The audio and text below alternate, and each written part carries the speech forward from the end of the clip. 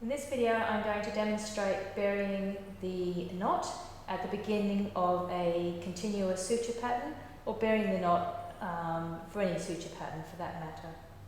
When you're going to bury the knot, the idea is we don't want the end of the knot to end up in the superficial plane. We want the knot to end up deep within the tissues. In this instance then, we need to start the suture line by going from the deep tissue plane to superficial. We leave this, we don't pull the end right through, we leave it sitting out for starters.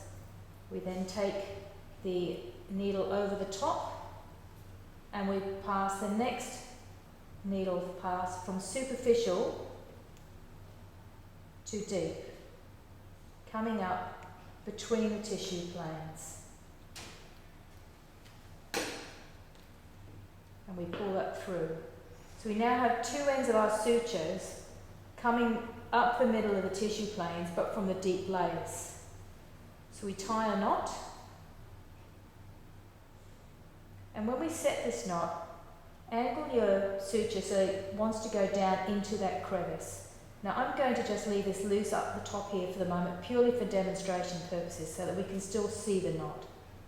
So I'll just do 4 throws for this demonstration.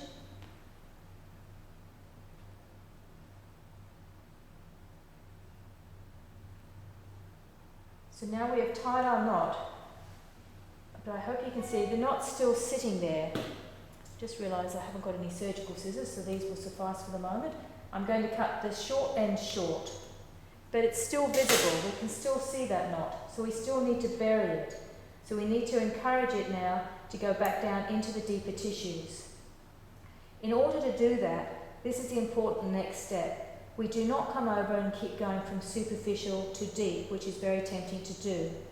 What we do is we pick our tissue edge up again and we take our needle back down into the deep tissues, go from deep to superficial, and as we pull that through, this knot that is sitting just there, as we pull this through, what that will do is pull that knot down deep and tuck that away into the deep planes. And now we have a buried knot.